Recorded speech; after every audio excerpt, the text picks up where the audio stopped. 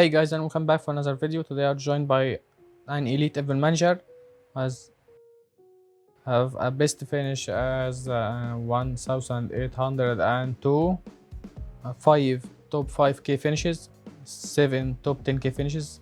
We're joined by Water. Welcome Water to my YouTube channel. It's my pleasure to have you in this video. Hi Sam, hope you're doing well. It's my pleasure, yeah. Before we start, kindly leave a like and subscribe, find it helpful, and your comments are always welcome. Let's start with the goalkeeper position, but before we start with your goalkeepers, what about if you have any points that you consider in selecting your first draft? Any points you consider? Make it as obviously most important points. Something like tips for FPL managers. I usually start from the players I feel there are locked and which are usually the premiums. So I started from the most important players. Then you start filling the team, especially starting from midfield and attack. Then you go to the defense and see what's left for your bench. In the end, you see if you look like if you like the structure of the team. So if you don't, you can start playing around the edges. So simply, you are getting your essentials and building your team around it. Yeah, essentially, yeah. Yeah.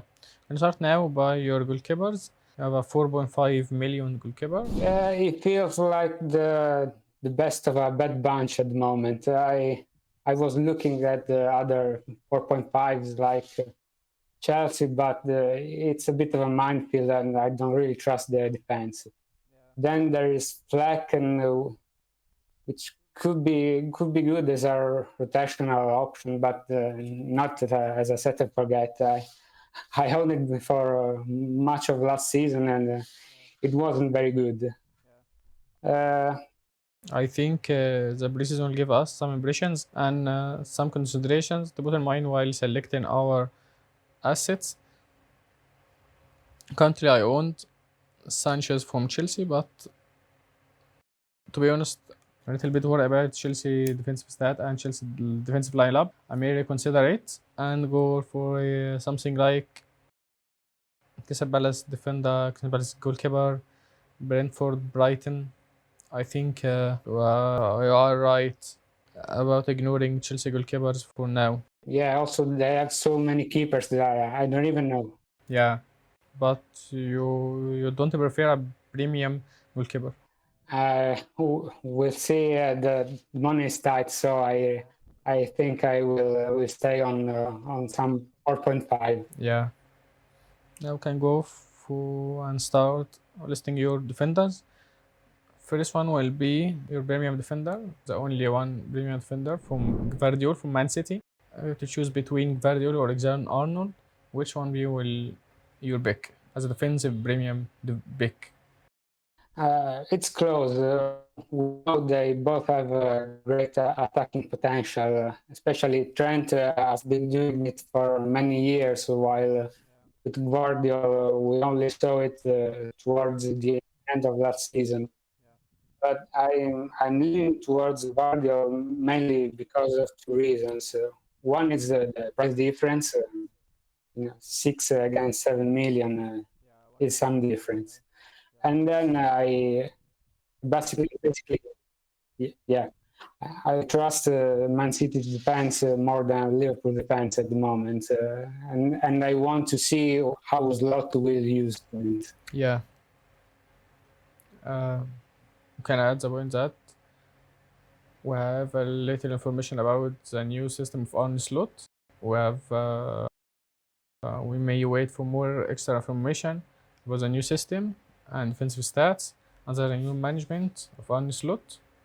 Yeah, especially Trent is still not back from the Euros, so we will see now. Yeah, we have to see how. Yeah, if there's some difference. I don't doubt he'll still do well. So yeah, I still think it's close. But as I said, the difference is price is important here. Yeah, completely agree. I may reconsider. Yeah, I think we will wait for the next 2 weeks and maybe watch Tarek Zahalan back from the Euros and can brace us and end up with getting him in our teams. Now we'll start listing your defenders. Your 4.5 million defense has any points of consideration about them? I think with Mikolenko and Kons are just two good cheap routes into Everton and Aston Villa defenses. They look like stable teams, even though Everton lost Onana. But I generally trust Sean Dyche and also Emery. I think they will do well. Then there is Dan Burn that I'm not fully convinced. I could change him, and I'll be curious to what will happen to Newcastle, because there are a few things going on with maybe Trippier, and now they looks like they want to buy Gehi. So we'll have to see if Livramento becomes an option, or I may look elsewhere, like Forest, for example. Yeah, I completely agree. It looks like you are not investing in new defenders, and I'm completely agree on this point. Last season I have very bad record for clean sheets and for attacking stats from defenders. Even the new bonus point system looks like we should invest more and much more money in our away from backline in attackers. Attacker will be priority for now. Yeah, exactly. I think I'm comfortable with this structure. Yeah, looks decent to be honest. Then we'll switch to your midfielders. Start by Mo Salah. Looks like some people are debating about the recent of Salah and Haaland. Both of them, only one of them. What about your tips and your thoughts, consideration about it? Get both of Salah and Haaland or only one of them? What's your priority pick for one of both of them? I've been pretty set on starting with both Salah and Haaland since day one. I put that ball and I never looked back. Maybe it's also because I didn't do it last season, and I want to do this season because Haaland, we know what he can do, and we saw last night also with his hat trick against Chelsea. And with Salah, the fixtures are so good that I don't want to overthink it. I want to start with both, and if it goes wrong, I can downgrade either and spread the funds and get maybe a Saka or a Watkins or a Palmer. But at the moment, I think it's like I will start like this. Yeah, it's my current strategy as well. Start with both of them, will much easier than getting one of them. And when the other one is firing, start to involve him in your team and taking many hits and minus 4 points. Yeah, I agree. Yeah. Your midfield looks too good to be honest. Eza and Kunku are obvious and very decent picks, very attractive priced picks. Callum Hudson-Odoi is your differential pick in midfield for 5.5 million. Why you picked him over other options at this price tag? I think Zandari is a good enabler if you need one. As I said before, Forest have really good fixtures at the start of the season, and for a good while.